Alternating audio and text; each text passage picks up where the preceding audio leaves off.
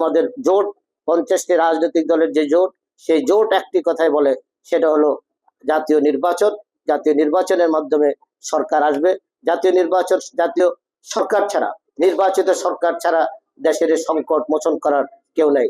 যদি 90-এর গণঅভ্যুত্থানের পরে বিচারপতি শাহাবুদ্দিন অতি দ্রুত নির্বাচন না দিতেন, তাহলে সেদিনও জাতি একটা অন্ধকারাচ্ছন্নে পরিণত হতো। অতএব এখনো আমরা বলতে চাই, জাতিকে রক্ষা করতে হলে এই সমস্ত অজুহাত সৃষ্টি করে, আমি এখানে সুস্পষ্টভাবে বলতে চাই, কয়েকজন উপদেষ্টা করেছেন, কয়েকজন উপদেষ্টা আছেন যারা ছাত্র রাজনীতি, এরা হলে থাকতেন, মেসে থাকতেন, টিউশনি করতেন।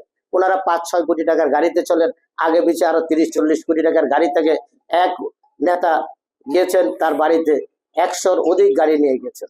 অতএব ওনারা হোটেল ইন্টারকন্টিনেন্টালে 5 কোটি টাকা দিয়ে ইফতার করেন। একটা দল করেছেন, সে দলের অনুষ্ঠান দল করতে সেখানে 15-20 কোটি টাকা খরচ করে দলের আত্মপ্রকাশ করেছেন। ওনারা চলাফেরা করেন, খাওয়ার আগে পরতেন 500 টাকার পাঞ্জাবি, এখন পরেন 30,000 টাকার পাঞ্জাবি, জুতা পরেন 50,000, হাতে ঘড়ি 40 লাখ টাকার। ওনারা হঠাৎ করে ওনাদের চেহারাতে যে রসনায় আসলো। অতএব প্রশাসনে ফোর্স করে অমুককে অমুকখানে দিতে হবে, অমুকখানে অমুকের বদলি করতে হবে, এর থেকে জাতি মুক্তি চায়।